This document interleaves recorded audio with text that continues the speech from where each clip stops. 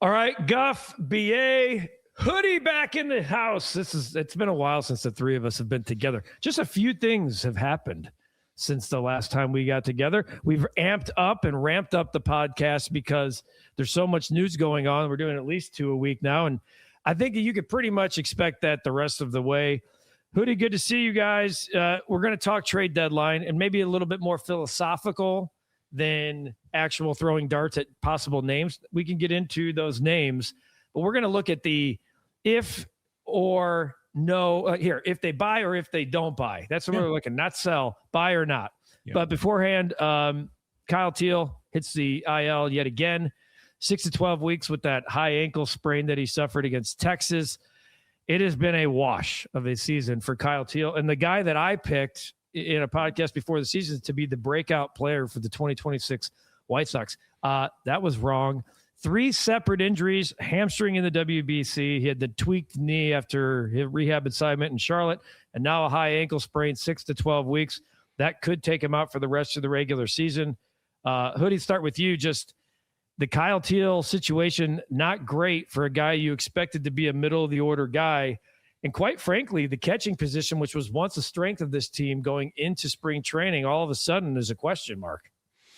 Okay, so there's 2 things here with Kyle Teal. First, I feel badly for the young man because I think a lot of Sox fans are just looking forward to him being out there and being a catalyst behind the plate and, again, just part of that young nucleus. But the other side of it is that I don't miss who I don't see. And it's not like the Sox were Kyle Teal away from being a good baseball team. You know, while he was hurt and while he was in the minors, the team has been cooking. He was just going to be the seasoning on top of what the White Sox have already done. So, again, I feel bad for him. But here's the thing. I'm good with Caro and Romo behind the plate because they got 8 other sluggers that can get the job done. And by the way, if Romo gets into the groove, he can be along the other young nucleus that's helping this White Sox team. So I feel bad for him, but at the same time, I think, BA, the Sox are rolling before Teal got here, while he's here, and out again. Yeah, if you're Will Venable, you're probably not worried too much. You feel bad for the kid. I think we all feel terrible for him because he's been so injury prone, the last year or so. But the thing that my mind goes towards is Edgar Caro played way, way below par. I mean, like, it was bad. It was inconsistent. It never got going. Right, Hoodie? So the one thing I am excited about is this might be a blessing in disguise, right? Like, they were firing on all cylinders before Teal. They were playing well. Mooney was hurt. He's back now. Man, maybe this rejuvenates Caro and says, hey, man, that was not the catcher I was. I got some at-bats. I tweaked a few things.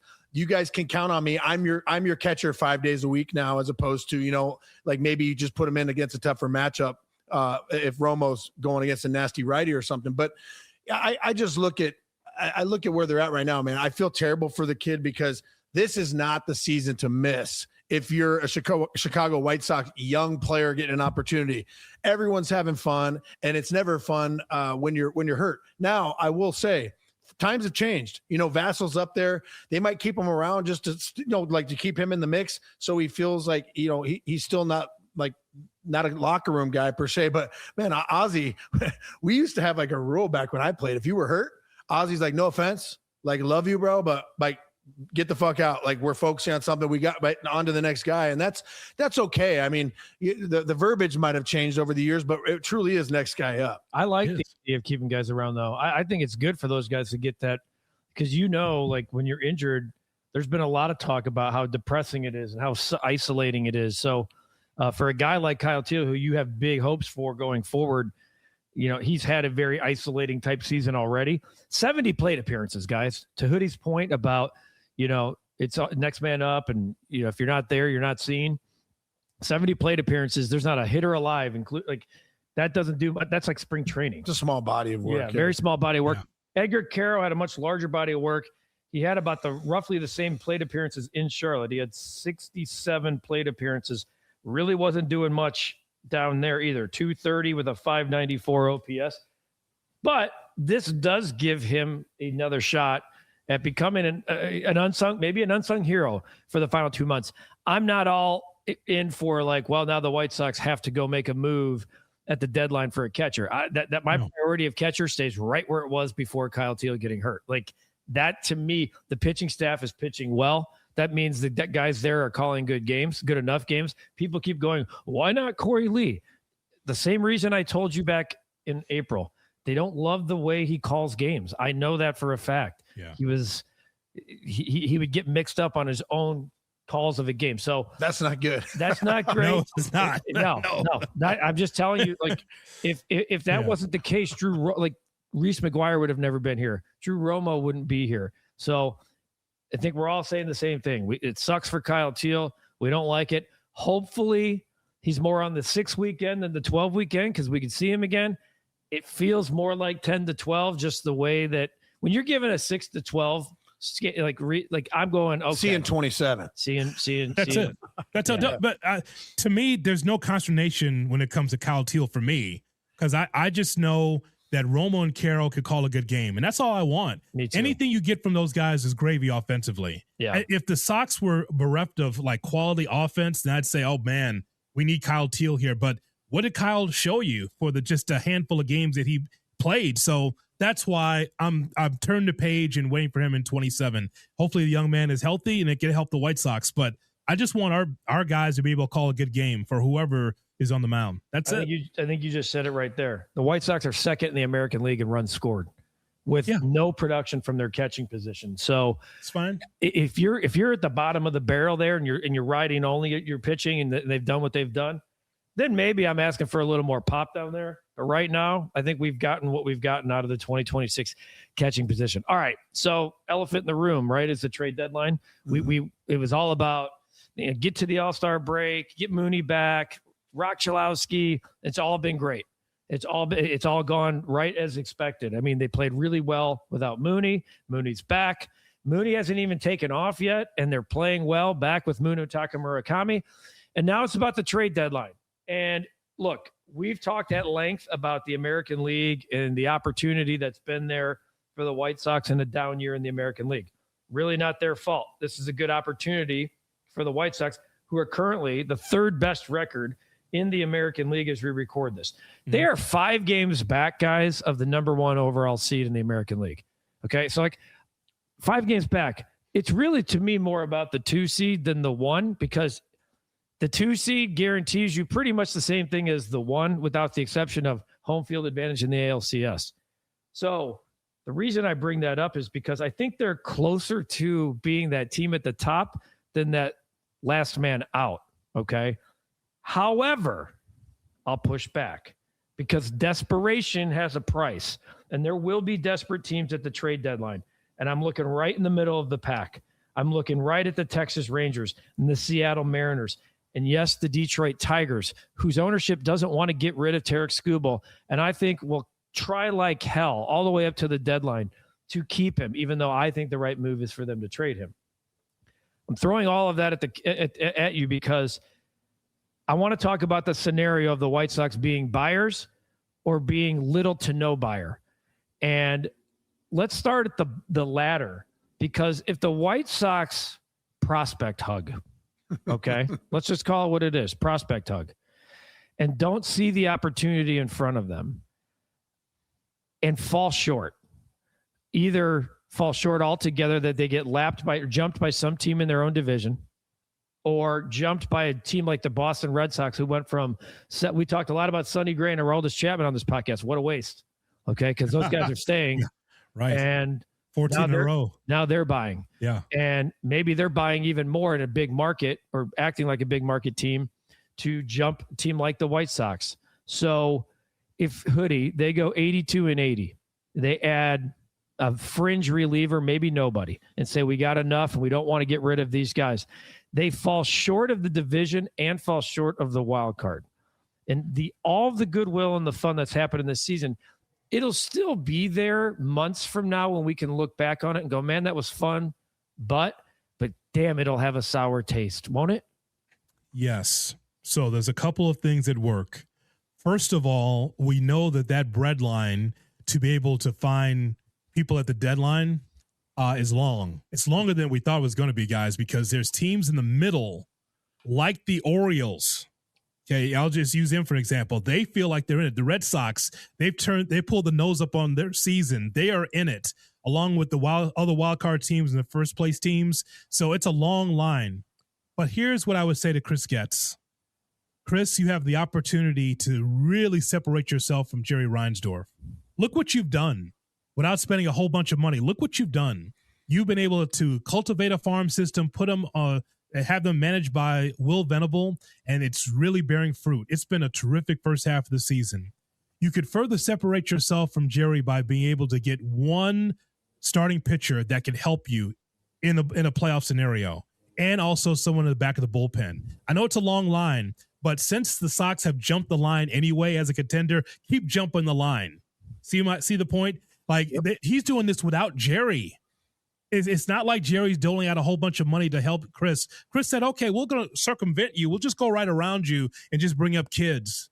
But we'll bring in Mooney and we'll just go around you. So it's not been a money thing. Jerry's approval to add to his staff. That's why he has 3 assistant GMs. Yeah. That's why the scouting department's bigger. So Jerry has greenlit his idea of a front office that the last one was just ego everywhere, right?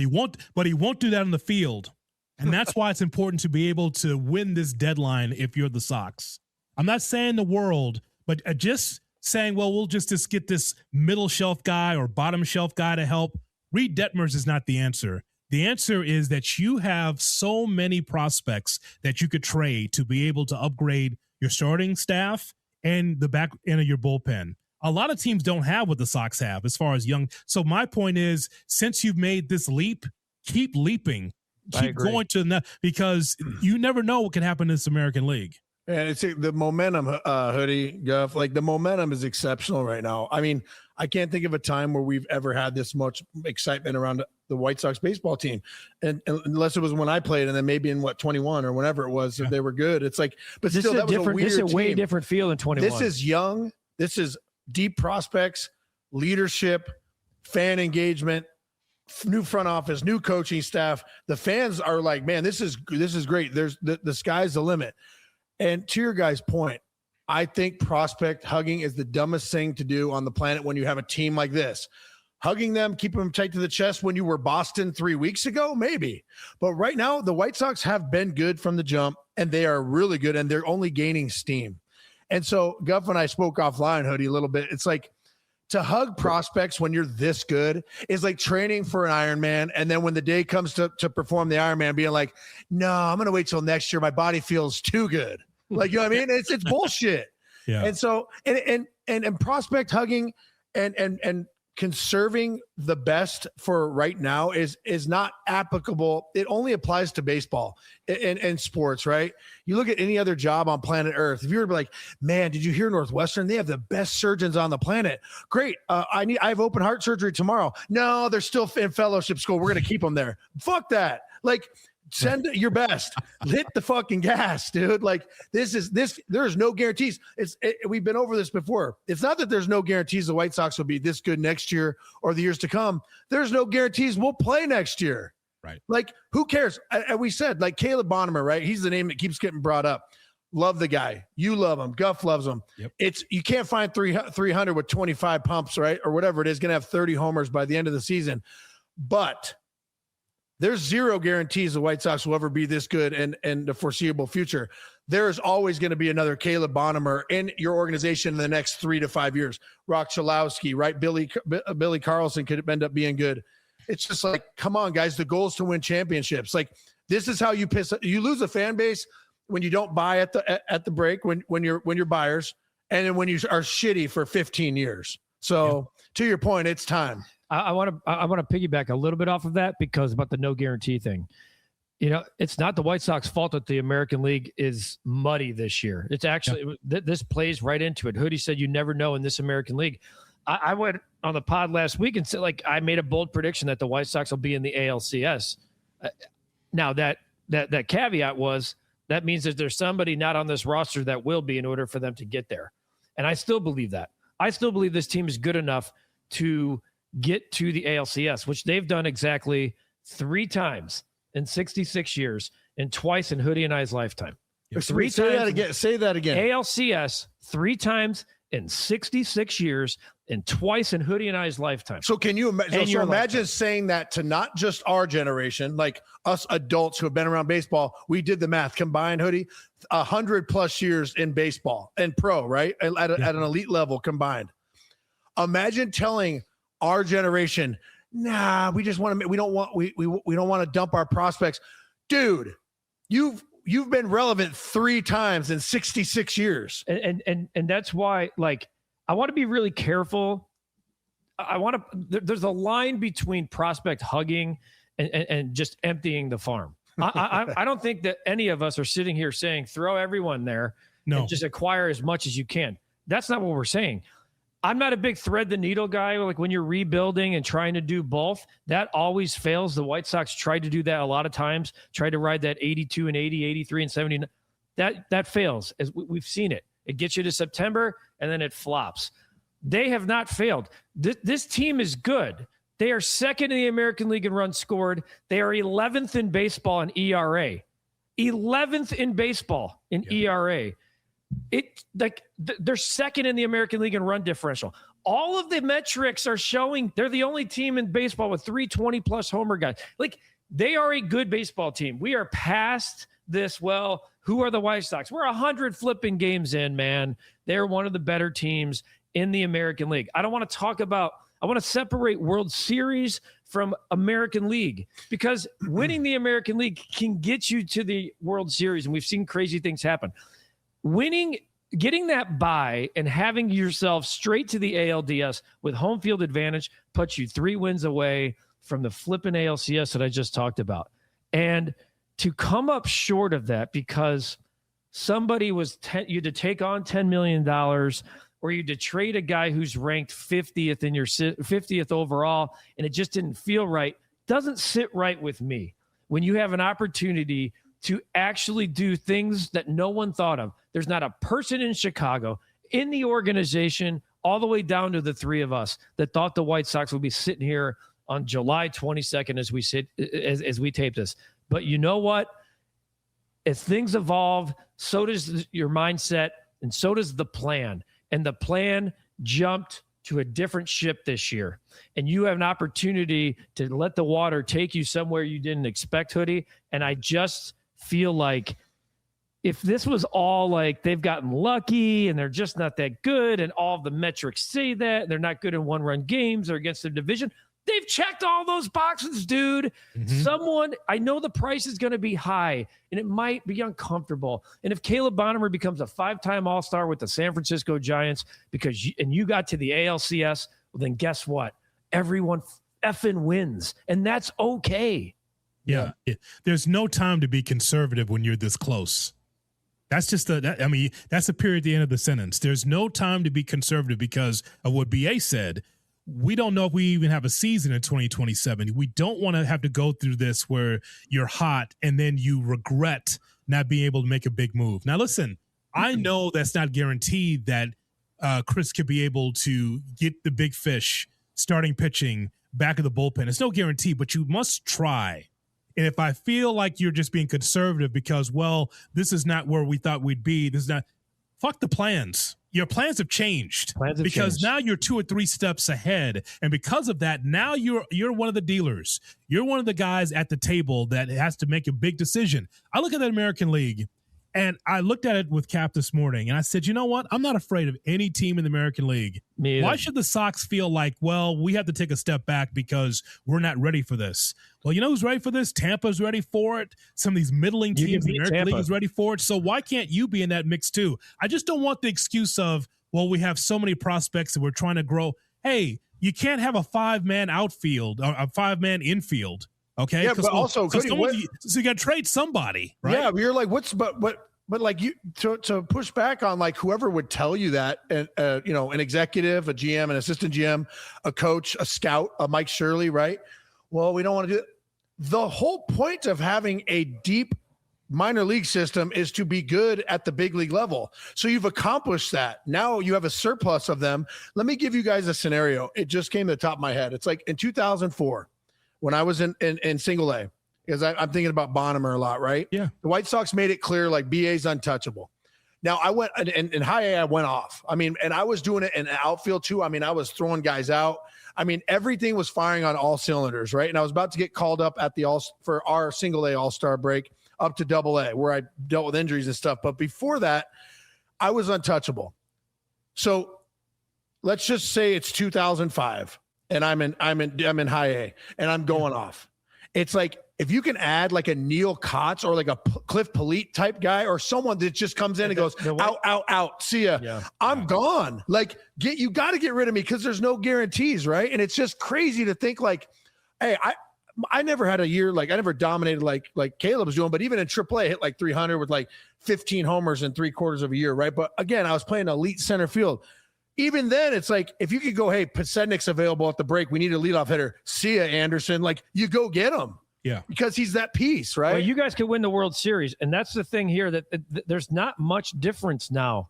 This is going to sound crazy to people watching or listen. There's not a lot of difference from the 2005 White Sox and the 2026 White Sox in that regard, because this team can get close to the World Series. Like, they might be able to get there. I'm being honest. I don't think they can. Do I think they are better than the 05 White Sox? No, I'm not saying that. Right. It's about where the journey is taking you. And I wanted to add this point earlier. There's 3 things. I heard something from a former GM yesterday say, you know what prospect hugging has bought most organizations? Prospects? Losing. Losing. Because the teams that have prospect hugged, go back and look what happened. Look at the Cubs. They prospect hugged last year. Oh, Moises Best. Can't get rid of Moises Ballesteros' bat. Really? Why not? That 685 OPS scare the hell out of you at the major league level? No. But I'm not ripping just the Cubs system. Everybody, I mean, there's several White Sox prospects that came up. You know, they're like, well, Noah Schultz might be Randy Johnson. He might be. He might be John Roush, too. I don't know. Sorry, John. The White Sox need to – they know who these guys are better than we do. I know we keep using Caleb Bonham. I don't want to trade Caleb Bonham in a rental situation, and I don't think they will. No. If you're telling me you can get a Logan Webb or – okay, this is where we're throwing darts. But then I'm like, dude – Noah Schultz for Logan. Noah Schultz, Caleb Bonham for Logan Webb right now. Done. I'm like, where? My pen or yours? Done. And again, he's in the NL West. Back to the no guarantees. We know about the 2027 labor situation. Yeah.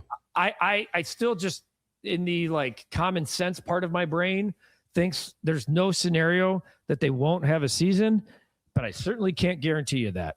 They're going to lose games, I think, for sure. And then we'll get to 2028. Guess what? There is a very real scenario that there's no baseball in 27 and you don't have Munetaka Murakami in 28. That's all fair. Yeah. And now you sat on your hands and you watched somebody else that you've beat their ass all year in the division supplant you there, or came up short in the wild card because you didn't feel comfortable about trading a guy like Billy Carlson, who at the beginning of the year I would have said, you're not trading Billy Carlson at the deadline. Things have changed. Things have changed drastically. Now Rock Chalowski is in my system. Like Hoodie just said, I'm glad they have 5 kick-ass shortstops. The White Sox haven't had 5 kick-ass shortstops in my lifetime at the big league level. And now they have 5 dudes, and the guy at the big league level is a dude too. That's fine. What a really good spot to be in. That's fine, Ryan, but we can't play them all in the infield at the same time. That's what I know. Hoodie, that's what I'm saying. I'm glad they've drafted one of the most premium positions in the sport to sit here and discuss. Well, now what? Sam Antonacci's in left field. It's like, I'm out here, guys. I'm an infield. Hey, and that's why still out here. But that's why you draft. That's why you draft athleticism, because you can. I'll play second. and Hoodie, I said this leading into this conversation. The White Sox having won 1 this year made this threading the needle and ability to be buyers all different. The fact that they had the number 1 pick in the draft and were able to take Rock, and it changes everyone. It changes your it changes. It doesn't change how you think about Caleb Bonham or Billy Carlson or any of those guys. But what it does is the whiteboard, you can move guys around. You could slide one guy off and slide Rock in and move Robbie Ray over here, or move this bullpen guy over there. You know, it's real. And I guess we've talked about both scenarios within one scenario, and that the philosophical part of this to me really has a hard time. It's an insurance policy too, right? So here's it is, BA. Here's what you need to know about me and Guff. You know what we fear the most? We don't want to be the 95 Sox. No. Where they were dialed in and just didn't hit the gas? No, I know. It's just like Albert Bell and the Bellettes. It was like 94 was supposed to be the White Sox and the Expos in the World Series. Could we have won that? Yeah, probably. And it would have been close because Montreal was stacked at that time. What we're saying is that after the strike of 94, when we were supposed to we were great in 93, on the way in 94, then the strike happened. You just don't want to have to go backwards and not have enough talent. You'd rather do it now because nothing's guaranteed in 27, 28, 29. At least you want to try. That's all I'm saying. Hey, I don't want to be a bridesmaid. And that's why 21 sucked. That's why 21 sucked, Hoodie, because they didn't try. It felt more like 95. Because the players or the administration? The whole thing. They didn't complete the rebuild because they never went and added the big contract. And then if you look at their record in the second half of 21, they just treaded water. There were guys that were hurt, guys that were told like, hey, let's just get to September. And they weren't likable. It wasn't a likable group. And then it flopped because you're guaranteed nothing. And you never continued to push forward. You know, I don't like bringing other sports in all the time, but it's like the Bears. The Bears did the same recycle for decades. You know, hot coordinator, no quarterback. Hot coordinator, no quarterback. And they finally went out and said, who is the best guy to help that guy? And they had the 1-1. And now everyone's opinion of Caleb Williams going into the season this year is a hell of a lot different than it was last year. And the White Sox are kind of like that to me right now. They're the opinion of the White Sox. And in Philadelphia, Hoodie, that was the talk of the town. It was Chicago White Sox. White Sox, White Sox, White Sox. From players, all-stars, executives, and media. It was all about the White Sox. And they have done that. Chris Getz allowed for it. Chris Getz allowed to be laughed at when they hired him to now be lauded and going, what's going on there? I want to know more. Finish it. Don't become part of the old recycled narrative. And you can do that while protecting the asset of your farm system, keeping it all intact while making an attempt to go for it this year. And if you come up short, you know what I'm going to do at the end of the year? I'm going to stand up and I'm going to go like this and say, God damn it, that was a fun year. And I love what they're doing going forward. I would feel a lot better about it. Hey, I'm done. Thank you. Yeah. Hey, welcome back. No, I have a two-parter for you guys. Like to your point with that 21 team, man, like as we all sit here, you know, heavily embedded in the White Sox system and White Sox fans and just about the White Sox culture.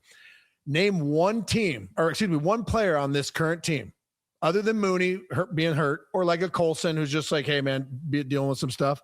Name one guy on this current roster that would pull the shit that some of those guys did on the 21 team. Like, dude, Antonacci, imagine him hitting a hard grounder or chopper to short and not running it out. I mean, those guys are trying to play baseball at the highest level. That's the difference. Yes, the talent. I mean, like arguably look at talent wise, right? You probably check it's tit for tat on both those teams, right? With it maybe a variable here and there, but it's because these guys love fucking baseball, man. Like they love it to death. And you could tell they enjoy being on the field. Secondly, hard tangent here, hard sweeper for you right here, Hoodie. Yeah. You know, as I wear this moonshot here on the draw on that, I just thought of something that because you brought Murakami up. Mm-hmm. I would never wish injury on anybody, but him having that hamstring injury might have given the White Sox the best opportunity to sign him long term. Because had he gone off and hit 50 or 45 this year, I think he would have been like, yeah, I love it here, but I'm about to get 40 to 50 million a year somewhere else. But that injury and the lack of production based off at bats and all that stuff, I think gives the White Sox a much better chance to sign him. I was thinking about that. I just like look at the way Randall Grichuk talks about this team, because it's not just I like your like who on this team would have been. Nobody is the answer. And I'm bringing up Grichuk and I'm bringing up Benintendi, by the way, too, who should be applauded as well. Good for him. Because he has found himself. I'm not contract aside, okay? Not his fault that he signed that. Let's move that over here, please. Him and Grichuk have become like the 30-plus-year-old veteran platoon guys. Old guys. But they're doing a great, that's a credit to Will Venable. That's a credit to Will Venable and the staff going, we got these two guys that can come up in clutch situations that are veteran guys that know how to train, and they've fallen right in line, and they're a part of the team. Grichuk, I've heard that Grichuk likes it so much here. He would love to stay. I mean, this is a 34-year-old guy who's been in the postseason with great teams before, that the Yankees of this year went, yeah, he's not interested. Juan Uribe, dude. So, it's like, watch out, he might hit 3 homers in one game, and then he won't sniff one for but Randall Grichuk's not going to half-ass it right now. No, he's this awesome.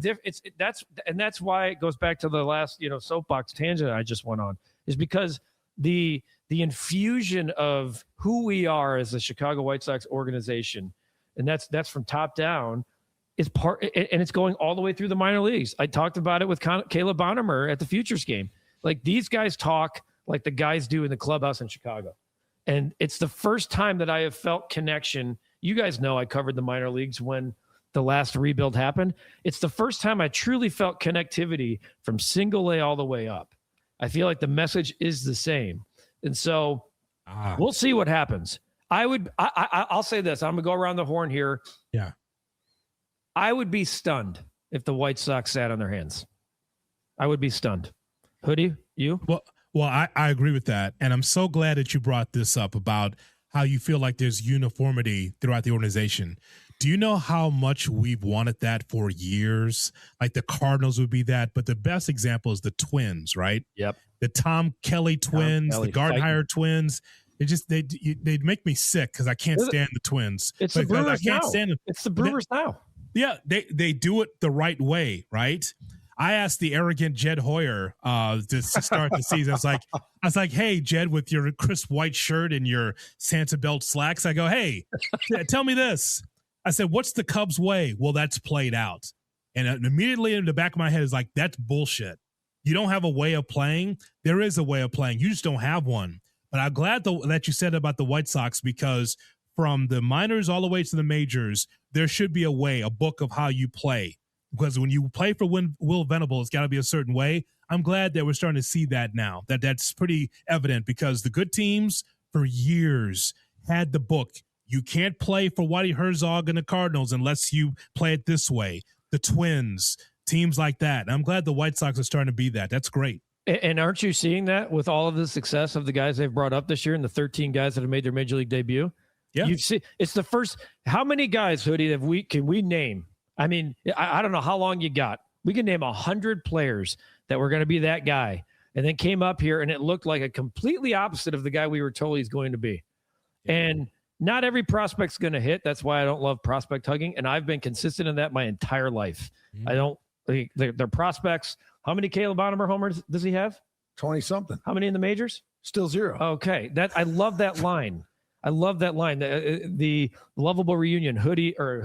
Rossi brought that up to Chris Bryant, like in his first camp, and KB was kind of put off by it, but he was like, it was true. He's like, it humbled me immediately, because it is true. You're the heralded guy until you come up here. And the fact that the White Sox have had everybody from, I'm not going to name all 13, but the Bradens and everyone's come up. Like, we're not talking a lot about Braden Montgomery right now. You know why? He's just doing his job. Yeah. He's just doing his job. He's playing a really good right field. He's coming up with big hits occasionally. And our ceiling for Braden Montgomery hasn't changed. It's going to be, we expect different as years go forward. There's just been, I feel like I've seen it more clearly now. And I'm hoping, and that's why I said I would be stunned if they didn't do something. I think they understand the sacredity of seasons. And when you have former players running the show, like Chris and Paul Yanish and Will Venable, and Bannister, all those guys that have a combined Josh Barfield, those guys played. That's 50 years of playing experience in the big leagues. Not every front office. I don't think playing always matters, but there's the guys that at the end of the day can go, remember that team we were on that was supposed to win and they had 74 wins? This team was supposed to be that team and they flipped it. And those guys know that. Can I see your hand real quick? Is it see this right here? My pulse? No. How dare you? Not saying playing doesn't matter. You just blasphemed. Of course it matters. Also, I don't think it always matters. Yeah. No, but unless you're Tony La Russa, okay? But like you look at you look at this team, man, and it's like, you know what the most exciting job in baseball is right now? It's not Colson Montgomery, it's not Braden Montgomery, it's not Munetaka Murakami. It's Chris Getz's job. think about, like, if you're a GM, what do you fantasize about? You fantasize about having a good team, under budget, playing well, the first overall pick, good staff, fans love you. It's like he gets to be a GM. And I think the biggest challenge he's going to have here at the break is, okay, I got the green light, but we're not just going to go get anybody. Instead of watching, like, is he the best player? It's going to be, is he the best fit? I agree. And I think that he's going to be like, he'll lean on his staff heavily to go, hey, here's my 3 guys. What do we know? Logan Webb, well, this, and this is good. Robbie Ray, this, and this is good. Uniform's too tight. He's out.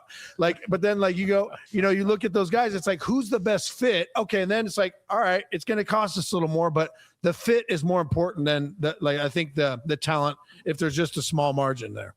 Just remember, I told you this, Guff. Remember, I told you this, BA. When we get to the end of the deadline, I do not want to hear from Chris Getz saying that, well, we couldn't find a fit. He won't say it. He's got too much mo. His ego is at an all-time high. He's got too much mo. He's got too much mo. I know why he's ready to push back here. I know. It's only because that's not you in the chair, Brian Anderson. Like, that'd be you in the chair. You'd find a way. Just understand from Chris Getz' standpoint, yeah, he's got the world by the tail right now. Got Rock Chalowski. He had a really good draft as far as we could tell at the top of the draft. I'm just saying that I've been around for a long time in this town. And when it comes to the deadline, nothing is guaranteed. But I just don't want to hear that excuse of we couldn't do this. And the reason why that I don't want the excuse is the Sox, more than a lot of teams, have a lot to give. That's the thing. Like, it's not Major League Baseball talent necessarily. It's minor league talent. So if anyone can make a package, it's the White Sox. They can be in the back of the line and move closer to the front of the line to make a deal. I just don't want Chris to say we didn't get what we wanted because we couldn't find a suitor, or we didn't. I don't want that, because otherwise now you just got all of these lottery tickets. Yeah, with cherry orange. But you got the lottery tickets, but they don't cash. No, you're right. Cash them in. To your point, I think you're right. He's got the fit. My point is the fit's got to be like, which one of the 3 make the most sense, but you have to do something. You can't be like, we did nothing because these 2 guys weren't a good fit. Like, no, in that case, you go with the lesser 2 evils, who's going to shore up the bullpen or get outs in that 3-4 starter role. And go ahead. I mean, you just feel like if you get to the playoffs and you're as is, you're too young to be able to compete. You just need to have some veterans in there. Like, yeah, I'll grind out some at bats. I'll show you how it's done. Because I know that our team is excited and young, and we're just happy. We're happy that we're out there and we're pulling from the same rope. But October is a different animal, and you like to have some guys in that bullpen at starting rotation say, "I got it, guys. Don't worry about it. I'll take the pressure off." In October. I'll take the pressure off. Yeah. And right now, from a starting rotation standpoint, I got Burke and I got Martin. That's all I've got. Yep. That's a problem. Yeah, I'd like to line it up with insert name here, Robbie Ray, etc. It looks a lot different with a Ray, Burke, Martin than it does with Burke Martin K. Yeah. So it's just the way it goes. And by the way, Sox are up about 35 to 40% in attendance, which also tells you about concessions. They were just named the most heavy drinking ballpark in to no surprise. They've always been that. Well, 66 years of lack of performance. Yeah, but that. So parking, concessions, attendance is all up, and that, from what I've been told, is supposed to go back into payroll. So love it. Not saying it's always the case, but with attendance, with all of that, they're going to break. Last year they had 1.4. This year they're already at 1.1. They're actually on pace to get closer to 2 million. I'd love to do an audit on last year too, or the previous years. Hoodie, when they would say like 12,400, and you could see every seat open. Yeah, well, paid and show. No one caught a foul ball at those games. That's the point. All right, quickly, Hoodie, White Sox, do they buy or sit on their hands? They buy. Hard buy. Okay. So we're screwed. Bonnemer, it's nice knowing you. We'll have him on the podcast. Hey, he'll be wearing a San Francisco minor league jersey. Bonnemer will have you on. Again, I wouldn't want to do that for Robbie Ray, but I would certainly consider it for Noah Schultz. Listen, pack your bags, pay your bill. You're talking top end of the spectrum. Hey, they turned Jacob Gonzalez into a 34th overall pick. But Hoodie, write this down. Noah Schultz, it was great knowing you. Make sure you tip Ed Casson on the way out, your traveling secretary and the clubhouse staff. We'll see you. We wish you nothing but the best. Bonnemer, also coach flight Southwest. You're going to Fresno. We'll get to see you. So you're bringing. So hang on for a second. You just traded for Logan Webb? Yes. Well, then my opinion. I went there. My opinion of the White Sox. I'm a risk taker. I look forward to that breaking news podcast, Hoodie. I'm looking forward as well. All right. The next John Roush, I'd like to have him back in the minor leagues, please. Thank you, John. Oh, see, that's why we do it different here. Blow, my guy, John Roush. It's not a low blow. He was a 6'10" local guy. Wasn't he a local guy? Yeah. 6'10" local guy. Only 6'11" guy I ever met that was into street racing cars too, that couldn't fit. I'm 6'3". I couldn't come close to fitting. And he had the driver's seats altered so he could like race around in like the little Toyotas. I'm like, what's going on? He became a really good reliever. He was good. He was good for a long time. So that's why we do it different here on the White Sox Recap Podcast. We can sit here and bring up names, which we did, but it's more about, we're looking bigger picture here. We're giving you we want the philosophical reasons behind it. And I like the insurance policy of buying at the deadline because you've earned the right. You're a good team. Let the desperation teams, let the middle of the road teams that are underperforming empty the kitchen sink. I hope the Tigers don't sell. I do. I hope the Tigers don't sell, don't make the playoffs, and don't sign Tarek Skubal. Then that's like the ultimate win for the Chicago White Sox. Jonathan Hood, Brian Anderson, this is the White Sox Recap Podcast. If you don't already subscribe, look, Southpaw's on this version of the podcast. If you don't already subscribe to the Recap, come on, hop on board like everybody else. Hit the notification bell every time we drop a new podcast. You get the notification. I think it's sweet. If you're watching, Southpaw is now on the program. And if you listen to audio only, we appreciate you there. We're always available on Apple, Spotify, wherever you get your podcast. Will the White Sox buy? It's going to be fun. We're going to do a lot of I feel like there's a lot of podcasts to come here in the coming weeks. Yes. For Hoodie, for BA, for Southpaw. We thank you for watching and listening to this edition of the White Sox Recap Podcast. We'll see you next time. I love the Foshball.